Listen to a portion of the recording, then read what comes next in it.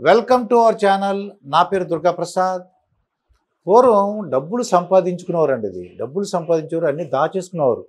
ఏమో ఏం జరుగుతుందని చెప్పేసి రూ. 100 వస్తే రూ. 100, దాంట్లో రూ. 10 ఖర్చు పెట్టుకోవడం, రూ. 90 దాచుకోవటం. లేదంటే ఒక 10,000 వచ్చింది అనుకోండి, ఇది 10,000 వస్తే ఒక రూ. 1,000, 2,000 ఖర్చు పెట్టుకోవడం, 8,000 బ్యాంకులో వేసేసి దాచేసుకోవడం, లేదా గోల్డ్ కొనుక్కోవడం. పూర్వం వాళ్ళ యొక్క ఎలా ఉండేది మైండ్ సెట్ ఎలా ఉండేదంటే, డబ్బు తినటం, పడుకోవటం, డబ్బులు దాచుకోవటం, ఆ డబ్బులు దాచుకుని బంగారం కొనుక్కోవటం. ఇక్కడ జనరేషన్ ఏమైంది, ఇది అప్పుడు అవగాహన లేదు. మనం సంపాదించుకున్న డబ్బులతో మనం కూడా అనుభవించాలి, దాన్ని ఎంజాయ్ చేయాలి, దాన్ని ఖర్చు పెట్టుకోవాలి. మనం కష్టపడింది దేనికి, మనం బ్రతుకున్నంత కాలం సరదాగా ఉండాలి అనేసి ఒక ట్రెండ్ వచ్చిందండి. ఇది ఉదాహరణకి మన హైదరాబాద్లో సుమారుగా 10 లక్షల మంది ఐటీ ఉద్యోగస్తులు ఉన్నారు. అంటే ప్రతి 2 ఇళ్లల్లో ఒకళ్ళు ఒక ఐటీ ఉద్యోగస్తులు ఉన్నారండి. వాళ్ళ శాలరీస్ కూడా చాలా బాగున్నాయి. మినిమము చాలా ప్యాకేజీలు. నేను నిన్న ఒక ఒక ఒక లేడీ అన్నమాట, ఒక మహిళ, ఆవిడ నాకు ఏదో విషయంలో ఫోన్ చేస్తే ఆవిడ ప్యాకేజీ ఇది అంటే ఒక డైరెక్టర్గా దేనికి ఉన్నట్టు నాకు అర్థమైంది. చెన్నైలో ఒక సాఫ్ట్వేర్ కంపెనీలో ఆవిడ ఉద్యోగం చేస్తున్నారు. 50 లక్షల ప్యాకేజ్ అన్నదండి ఆవిడ. ఆవిడకి 40 ఇయర్స్ అన్నారు. 50 లక్షల ప్యాకేజ్ అంటే వాళ్ళు పెళ్లి చేసుకోవాలంటే వాళ్ళకి ఎంత ఉండాలి ప్యాకేజ్? అప్పుడు 40 లక్షలు పైన, అంటే ఈవిడికి 50 లక్షలటండి ప్యాకేజ్. 50 లక్షల ప్యాకేజ్, వయసు 40 ఇయర్స్, మ్యారేజ్ చేసుకోవాలనుకుంటున్నారు. మరి హస్బెండ్ ఎలా ఉండాలి? ఇంకా ఎక్కువ, అంటే కొద్దిగా వయసులో ఎక్కువ ఉండాలి, మరి ప్యాకేజ్ కూడా ఎక్కువ ఉండాలి. ఇలా చూస్తే నాకు చాలా 50 లక్షల, అసలు మీ జీవితం అంతా అలా కష్టపడితే 50 లక్షలు ఎప్పుడు వస్తుంది? వాళ్ళు ఒక సంవత్సరంలో 50 లక్షలు. దాంతో ఏమవుతుంది, ఈ యొక్క ప్రతి వాళ్ళు ఈ ఉద్యోగం అంటే ఎస్పెషల్లీ ఐటీ ఉద్యోగస్తులు కానీ బాగా డబ్బులు బాగా సంపాదించేవాళ్ళు ఆ డబ్బులను ఖర్చు పెట్టుకోవాలి, సరదాగా ఉండాలి అని చెప్పేసి వాళ్ళు ఏం చేస్తారు, ఒక ఆదివారం ఉండేది వాళ్ళకి. ఐటీ ఉద్యోగస్తులు అందరూ కూడా Saturday, Sunday 2 days holidays. Sunday కానీ ప్రోగ్రామ్స్ మొదలుపెట్టారనుకోండి, సండే ప్రోగ్రామ్స్ మొదలు పెడితే ఏమవుతుంది, మండే లేవడం కష్టమైపోతుంది. పిల్లల్ని స్కూల్కి పంపించవలసి వస్తుంది. పొద్దున్నే లేవాలంటే చాలా కష్టమైపోతుంది కంపెనీకి వెళ్ళాలంటే, ఈ ఐటీ కంపెనీకి వెళ్ళాలంటే. అందుకు ఏం చేశారంటే కొద్దిగా ట్రెండ్, రీసెంట్గా ట్రెండ్ మారిందండి ఇది. ఈ షికార్లు, కార్లు, పబ్బులు. ఒక రాత్రి అనుకోండి, ఇది రాత్రి అయితే మీకు పబ్బులు, తర్వాత మాల్స్, సినిమా థియేటర్లు, మల్టీప్లెక్స్ థియేటర్లు, రిసార్ట్స్, ఇవన్నీ కూడా చాలా రష్గా ఉన్నాయి. ఏ రోజు రష్గా ఉన్నాయి అందరూ ఆశ్చర్యంగా ఉంది. శనివారం, ఆదివారంది ప్రస్తుతం ఈ రోజుల్లో శనివారంగా షిఫ్ట్ అయిపోయిందండి. ఇదివరకు ప్రతి ఆదివారం అంటే సెలవు రోజు, అంటే ఆదివారం, ఆదివారం అంటే సెలవు రోజు, సెలవు అంటే ఆదివారం. ఇప్పుడు ఏమైందంటే అది శనివారం మారిపోయిందండి. ఇది శనివారం చాలదా, ఆదివారం చాలదు, శనివారం అయితే సరిపోతుంది అని చెప్పేసి ఇప్పుడున్న ఈ జనరేషన్ పిల్లలు శనివారాన్ని ఎంజాయ్ డేగా పెట్టుకున్నారండి. ఇది వాళ్ళు ఇంతని ఖర్చు పెట్టుకున్నారు. వైఫ్ అండ్ హస్బెండ్ వాళ్ళిద్దరూ కూడా ఒకవేళ వాళ్ళు సంపాదించుకున్నారు కూడా, ఇద్దరు ఉద్యోగస్తులు అనుకోండి, ఒకళ్ళు కోరికలు ఒకళ్ళు కాదంటలేదండి. అది వాళ్ళు ఎలా ఎంజాయ్ చేయాలని అనుకుంటుంటే అందుకు ఇష్టంగా ఆ పార్ట్నర్ అబ్జెక్షన్ పెట్టట్లా. ఏదో ఇక్కడికి సినిమాకి వెళ్దామని అనుకున్నారు, లేదా రిసార్ట్కి వెళ్దాం అనుకున్నారు, ఎందుకు డబ్బులు దండగాని అనుకోకుండా వాళ్ళు పార్ట్నర్ ఏం చెప్తే అది, ఎందుకంటే డబ్బులు వస్తున్నాయి కాబట్టి ఖర్చు పెట్టడానికి రెడీగా ఉంటున్నారు. ఇంకా పెళ్లి కాని వాళ్ళు ఏం చేస్తున్నారు, వాళ్ళు ఆ నైట్ టైం కూడా పబ్బులకు వెళ్తుంటారు, సెకండ్ షో సినిమాలకు వెళ్తుంటారు, మాల్స్కి వెళ్తుంటారు.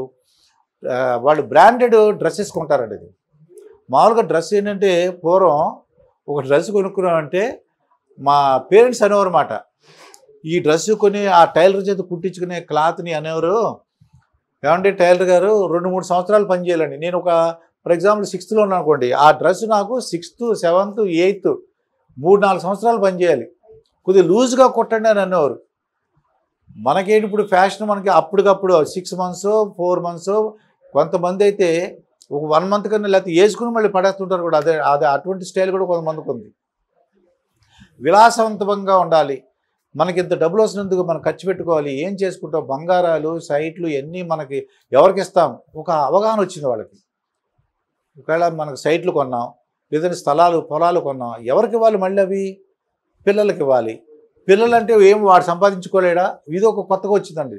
ఏదో కొత్తగా డింక్ అని అది కూడా విన్నాను నేను, డ్యూయల్ ఇన్కమ్ నో కిడ్స్. అంటే ఇద్దరికి సంపాదన ఉంది, కానీ పిల్లలొద్దు. ఇది ఒక కల్చరు. అంటే ఇది మాత్రం మనం ఎంకరేజ్ చేయకూడదు. చాలా తప్పిది. ఎందుకంటే వీళ్ళిద్దరూ కూడా పెద్దోళ్ళు అయిన తర్వాత వీళ్ళు కొంతకాలం అంటే ఒక వయసు వచ్చే వరకు సరదాగానే ఉంటుంది. అక్కడి నుంచి ఏమవుతుందంటే ఒకరికొకరికి పడటం కుదరదండి. ఇది పిల్లలు నాకు కూడా ఒక బాండింగ్ ఏర్పడుతుంది. ఆ పిల్లల యొక్క పెరుగుదలలో వాళ్ళకి సంతోషంగా ఉంటుందండి. అది మనకు తెలియకుండానే ఒక ఇన్స్పిరేషను, మా వనలో ఒక తెలియని ఒక ఆనందం. అవన్నీ కూడా పిల్లల్ని ఎదుగుదల చూస్తున్నప్పుడు, వాళ్ళు చేసిన ముచ్చటైన పనులు చేసినప్పుడు, నడుస్తున్నప్పుడు, పాకుతున్నప్పుడు, నెమ్మదిగా మాట్లాడుతున్నప్పుడు వాళ్ళతో ఉండే వీళ్ళు కూడా చిన్న చిన్న పిల్లలాగా మారిపోతుంటారండి. వాళ్ళు ఒక మనసుకు విపరీతమైన ఆనందం వస్తుంది. అది చూద్దాం మరి. ఈ యొక్క కల్చరు డింకరే కాకుండా డ్యూయల్ ఇన్కమ్, నాకు పిల్లలొద్దు, మేము పెళ్లి చేసుకుంటాం, ఆనందంగా ఉంటాం, అది తప్పు. అది పక్కన పెడితే ఇప్పుడు ఆదివారం హాలిడే అది షిఫ్ట్ అయిపోయింది శనివారం. ఎస్పెషల్లీ కొన్ని మెట్రోపాలిటన్ సిటీస్లో శనివారాన్ని పెద్ద ఎంజాయ్ డేగా పెట్టినారు. అది ఎందువలన, ఒకవేళ శనివారం నైట్ 1 గంట 2, 3 అయినా సరే ఆదివారం అంతా ఫుల్ రెస్ట్ తీసుకోవచ్చు. ఫుడ్ ప్రిపరేషన్ కూడా కదా, స్విగ్గీ, జొమాటో ఉన్నాయి మనకి, అన్నీ కూడా ప్రాబ్లం లేదు, అన్నీ కూడా దొరుకుతున్నాయి. ఆ ఉద్దేశంతో ఎంజాయ్ చేయాలి అని చెప్పేసి మొత్తం కూడా ఈ ఐటీ మొత్తం ఎవరైతే డబ్బులు బాగా సంపాదించుకుంటున్నారో వాళ్ళు ఈ సాటర్డేని ఒక ఎంజాయ్ డే, అంటే ఒక సరదాగా గడపాలి. మొత్తం ఒక అంటే ఆ వారం అంతా ఎంతో 5 రోజులు కష్టపడ్డాం, 5 రోజుల టెన్షన్ అంతా ఫ్రీ అయిపోయి హ్యాపీగా ఉండాలి అని చెప్పేసి వాళ్ళు ఈ శనివారాన్ని షిఫ్ట్ అయిపోయారండి. ఇది నిజంగా దీంతో ఏమవుతుంది, రకరకాలు ఏంటి. ఇప్పుడు ఫర్ ఎగ్జాంపుల్ ఏఆర్ రెహమాన్ గారు హైదరాబాద్కి వచ్చారు. ఏఆర్ రెహమాన్ టికెట్ ఎంత ఉంటుందని చూస్తే రేటు చాలా ఎక్కువ. మేము అప్పుడు ఏదైనా ఒక ప్రోగ్రామ్ ఉందంటే 25 రూపీస్, 30 రూపీస్, 100 రూపీస్. ఇప్పుడు వేలల్లో ఉంటుందండి టికెట్స్. 5,000 ఉంటుంది, 10,000 ఉంటుంది, 3,000 ఉంటుంది, ఇంక వేలే. మేము 10, 20 మాటలని వీళ్ళు 1,000, 10,000గా మాట్లాడుతున్నారు. అంటే చాలా సంతోషంగానే ఉంది, ఎందుకంటే డబ్బులు వాళ్ళు వస్తున్నాయి కాబట్టి. మా ఫ్రెండ్ ఒక అతను లండన్ వెళ్ళాడనమాట. లండన్ వెళ్తే అతను ఎంతో బాధపడుతుంది. వాటర్ బాటిల్ కొనుక్కొని 300 రూపీస్ వాటర్ బాటిల్ అంటున్నాడు. కానీ విచిత్రం ఏంటంటే అక్కడ మనం వాటర్ బాటిల్ కొనుక్కోవాలి. నేనేమనుకున్నానంటే వాటర్ బాటిల్ కంటే వాటర్ బాటిల్ కొనుక్కోవాలి తప్ప అది ఎంత రేట్ ఉంది, దాని ఇండియాలో ఎంత అని చూసుకుంటే మాత్రం మనం కొనుక్కోలేము. కాఫీ ఉందనుకోండి 400 రూపీస్.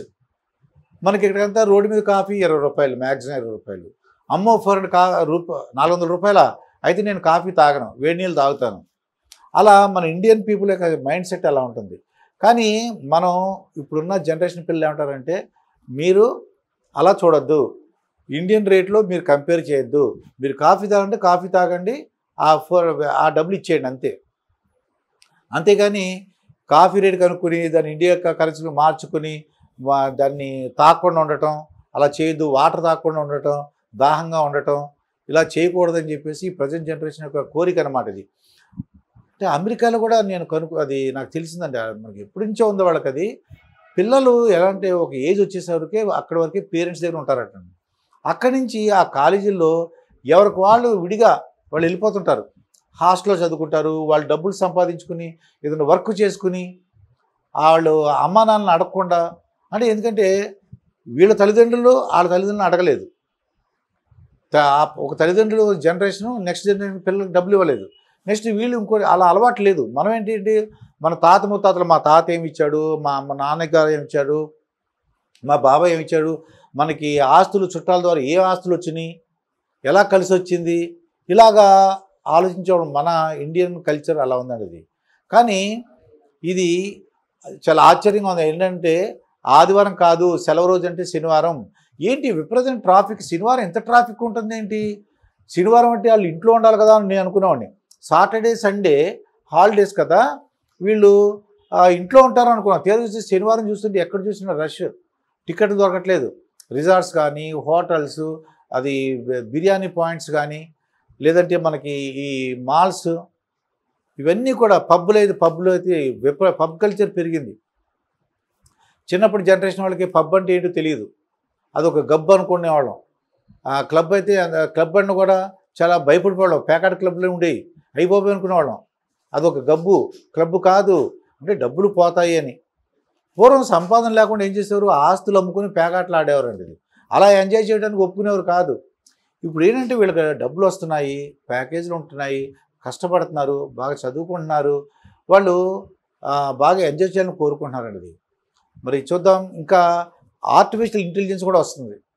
ఈ లేజర్ టెక్నాలజీ ఉపయోగించి ఇంకేమి ఎంటర్టైన్మెంట్ ప్రోగ్రామ్స్ వస్తాయి, ఏ విధంగా ప్రజల్ని సంతోషపెడతారు, ఇంకా ఈ మున్ముందు జనరేషన్ వాళ్ళు ఎంత డబ్బులు వస్తాయి, ఆర్టిఫిషియల్ ఇంటెలిజెన్స్ జాబులు పోతాయా, లేకపోతే ఈ సాఫ్ట్వేర్ ఎంప్లాయీస్ అందరూ కూడా ఉంటాయి జాబులు, లేకపోతే వాళ్ళకి ఏం జరగబోతుంది చూద్దాం. ఫ్యూచర్లో ఆర్టిఫిషియల్ ఇంటెలిజెన్స్ ద్వారా ఇంకా ఏమి ఎంటర్టైన్మెంట్స్ వస్తాయి.